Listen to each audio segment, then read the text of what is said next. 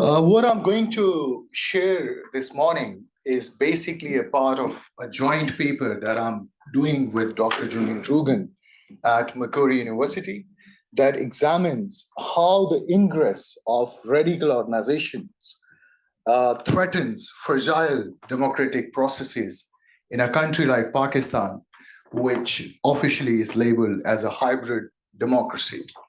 So, to start with, we have basically looked at a multi level analysis of extremism.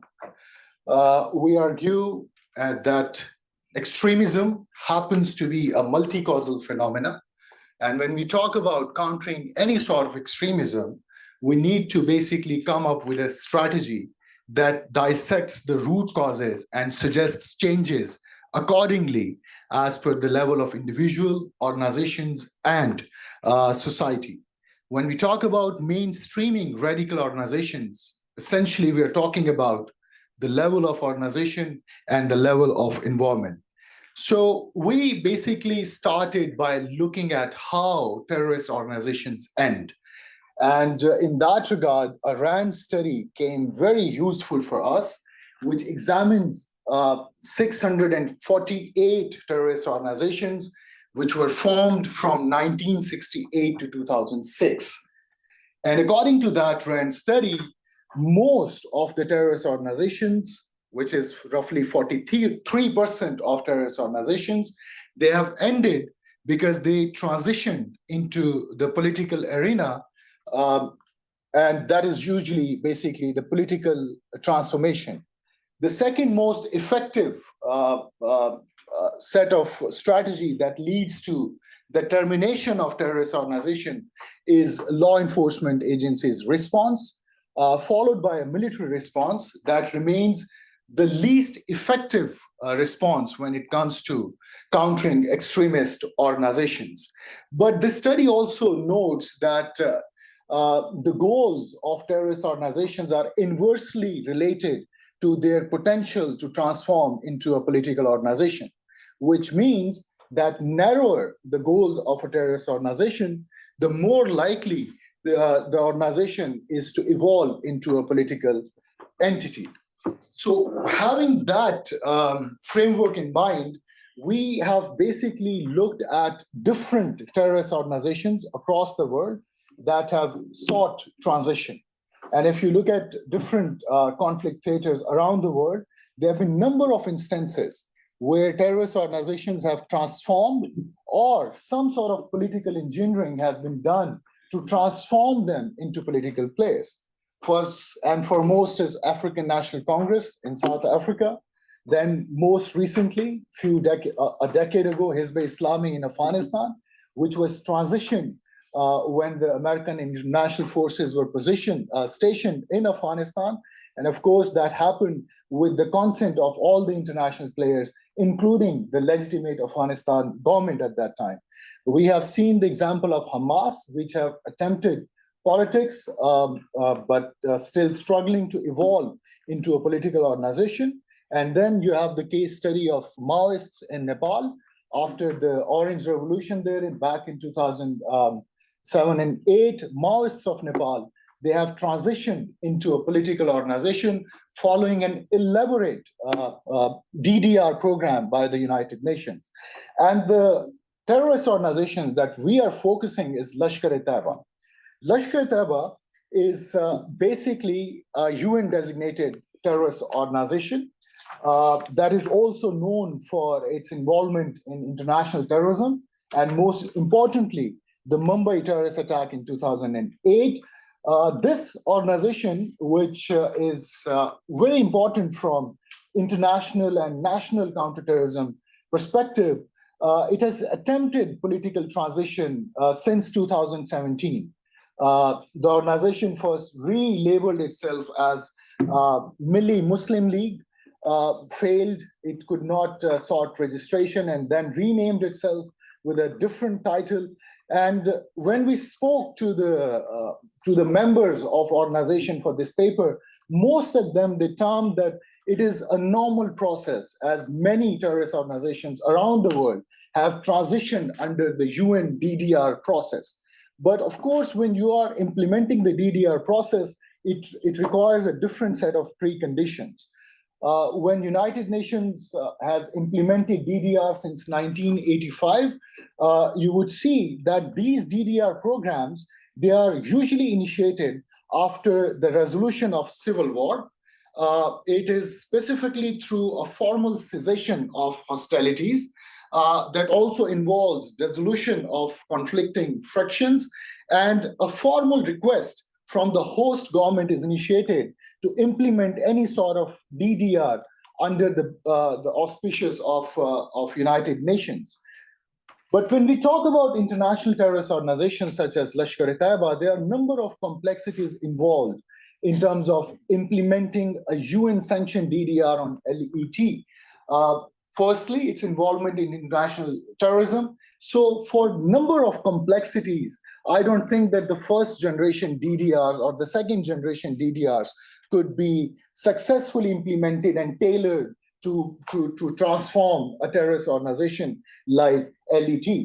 Then it essentially calls for modifying the established frameworks of transforming militant organizations. We have to look beyond first generation DDR, we have to look beyond second generation DDR, and we have to modify the DDVE frameworks accordingly if an attempt has to be made to mainstream these terrorist organizations.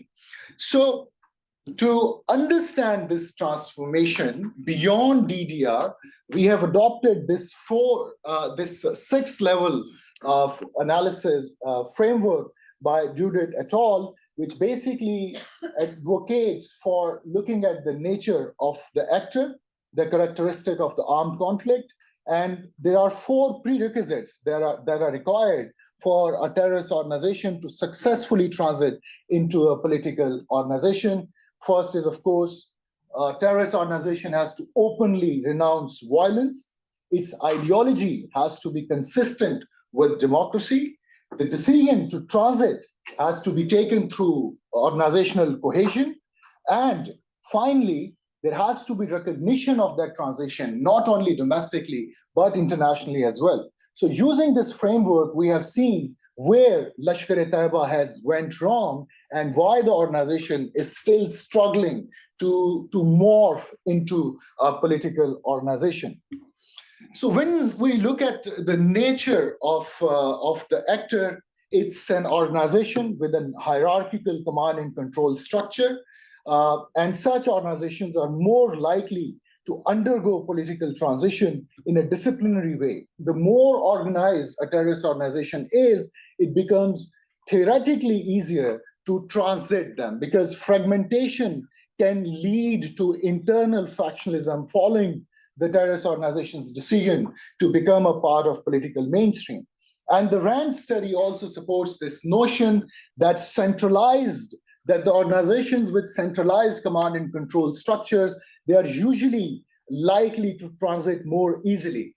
Then if you look at the group's ideology, it combines nationalism with religion. That's quite different from Al-Qaeda and Daesh, because if you look at Al-Qaeda and Daesh ideology, they certainly do not believe in the idea of nation states. They believe in the idea of pan-Islamism. But if you look at Lashkar-e-Taiba, there is some sort of tolerance and endorsement for the idea of nation state.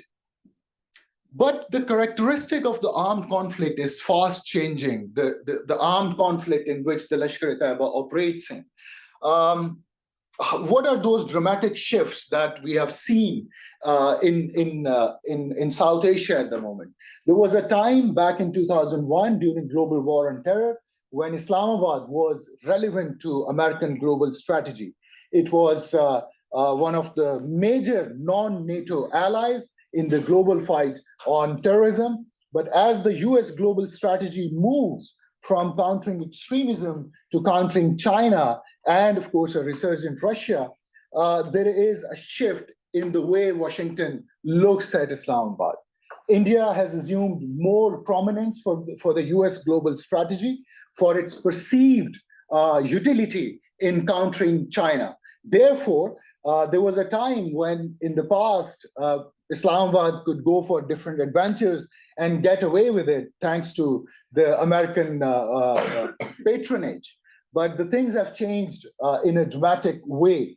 And this is also reflecting in case of Kashmir as well, where United States has reoriented its official stance more in line with the official stance of India. Historically, that was not the case. United States always favored multilateralism on Kashmir. United States always advocated for an enhanced role of international organizations, but now it sees Kashmir as a bilateral issue between India and Pakistan. So what happened as this alliance between Islamabad and Washington weakened, Islamabad came under tremendous pressure to recalibrate its policies on different terrorist organizations, including Lashkar-e-Taiba. And that's where Lashkar-e-Taiba basically decided to morph into a political organization. It is certainly facing a number of challenges. As I've said, that renouncing violence is the first prerequisite to transit into a political organization. But if you look at Lashkar-e-Taiba, it is yet to come up with a public renunciation of violence. We have not seen Lashkar-e-Taiba openly and publicly renouncing violence while they attempt politics. We have examined the public discourse of this organization. While it attempts politics, it has largely been focused on the issues of governance, inflation, and global Muslim solidarity, quite different from its historical focus on jihad against India, against infidels. So there is some sort of, at least rhetorically, there is a shift. Kashmir, it finds little mention in the political campaign and narrative of Milli Muslim League, which is the political front of Lashkar-e-Taiba. And the term jihad is growingly absent from their public discourse. On Kashmir, this organization, it calls for an active role of United Nations and government and international organizations for the resolution of Kashmir issue. Does the participation in electoral process signify an actual change? We believe not, because LET's ideology is not consistent with democracy. They are known for their historic aversion to democracy, not just Lashkar-e-Taiba. You look at any other Salafi group, be it Al-Qaeda or Daesh, there is a historical aversion to the idea of democracy. There have been instances where Lashkar-e-Taiba has termed democracy un-Islamic. There is no record of internal debates on democracy during last 1 decade. It was an overnight decision on part of Lashkar-e-Taiba. And certainly when decisions are taken so abruptly, it creates its own suspicion. We have not seen any internal debates within the organization as to what led the leadership of those organizations to consider democracy. And then it advocates, at least rhetorically, for a system based on the principles of Islam. It is not really unique to Lashkar-e-Taiba. If you look at other mainstream Islamic political parties in Pakistan, they usually resort to such tactics. What we are seeing now in the discourse of Lashkar-e-Taiba is that Kashmir appears as a secondary theme to other popular issues which resonate well with the masses at the moment. That is governance, inflation, that is fostering national unity against in the time of political instability in Pakistan. And of course, Lashkar-e-Taiba, when it reorients into politics, is doing its best to create a counter narrative against the terrorist organizations which have been hitting Pakistani state for last 20 years. So that's where Lashkar-e-Taiba becomes useful for the Pakistani state. Organizational cohesion, the decision has to be taken with a consensus, because fragmentation impedes the transition. There have been thus far no documented instances of internal fractures following the establishment of MML. Thus far, they have been able to maintain their organizational cohesion, which may be a positive. But if there is fragmentation, it can impede the transition process. Sometimes what happens is that terrorist organizations, they usually try to subvert the democratic process by having a two-pronged strategy. There's one fraction which basically attempts politics and while simultaneously maintaining the militant wing. In case of Lashkar-e-Taiba, interestingly, we are seeing that the entire organization is trying to transform into a political organization. We have not seen high-profile terrorist attacks perpetrated by Lashkar-e-Taiba after Mumbai attacks. That was in 2008. And in Kashmir, which was basically the center of Lashkar-e-Taiba-led terrorism, there too, the acts by Lashkar-e-Taiba have gone down significantly. Noted, thank you. So, but there's one problem with the Lashkar-e-Taiba's organizational structure while it attempts politics. Theoretically, an organization has to give up its command and control structure that it has maintained during the conflict times.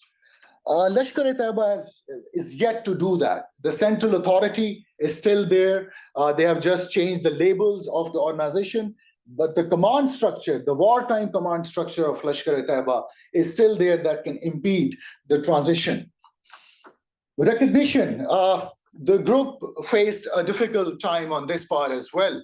Internationally, the United States openly condemned this so-called transition and also banned Milli Muslim League, which was the political front of Lashkar-e-Taiba. India saw this as a remobilization attempt by Pakistan, remobilization by political means. So India also opposed this idea of morphing LET into a political organization. Interestingly, the domestic feedback, the domestic response was also discouraging. The civil society in Pakistan was opposed to this idea. The mainstream political parties opposed this idea of mainstreaming radicals, and the English media was also opposed to that. Urdu print media was little supportive of that.